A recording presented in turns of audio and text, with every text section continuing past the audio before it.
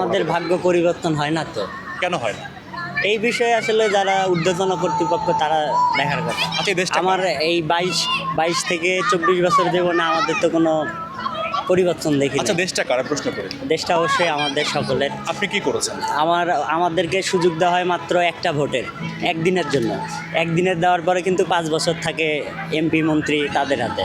তো একদিনে হয় কি, যারা যত রাজনৈতিক দলেই আছে তারা সুযোগ পায়, সুযোগ পাওয়ার পরে ঠিকই 5 বছর তাদের মতো করেই চালায়। আপনার বয়স কত বললেন? এই 24+।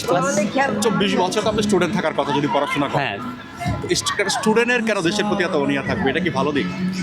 না এটা আসলে ভালো দিক নয় আমার মনে হয়, কিন্তু আসলে আশেপাশে দেখতে দেখতে এরকম মনে হয়। কারণ প্রত্যেকটা দলের যখন ক্ষমতায় থাকে, যারা ক্ষমতা থেকে যখন নামে, তারপরে কিন্তু প্রত্যেকের নামেই দুর্নীতির প্রকাশ পায়। এখন এখানে আমি যদি 100%-এর মধ্যে সত্যতা 50% ধরি, তারপরেও বাংলাদেশের জন্য প্রত্যেকটা দলেই দুর্নীতি করে যাচ্ছে। এখন আওয়ামী লীগ ক্ষমতা নেই, তার মানে আওয়ামী লীগের বিরুদ্ধে অনেক কিছু বলা যাইতে পারে, তার মধ্যে তো কিছু তো সত্য আছে, সব কিছু ঘটনা তো সত্য থাকতেও পারে। তাই এই সত্যতার দিকেও যদি বিচার করি, তাহলে বিএনপি বলি, আওয়ামী লীগ বলি, আদার্স যারা ক্ষমতাসীন ছিল, তারা দেশের যখন ক্ষমতা থেকে চলে গেছে প্রত্যেকের বিরুদ্ধেই দুর্নীতি, এবং এত পরিমাণ দুর্নীতি যা যদি সঠিকভাবে ব্যবস্থাপনা করা হতো, তাহলে বাংলাদেশটা হয়তো বা আজকে সিঙ্গাপুরের মতোই হতো। যে কারণে আমাদেরকে সুযোগ দেওয়া হয় একদিনের।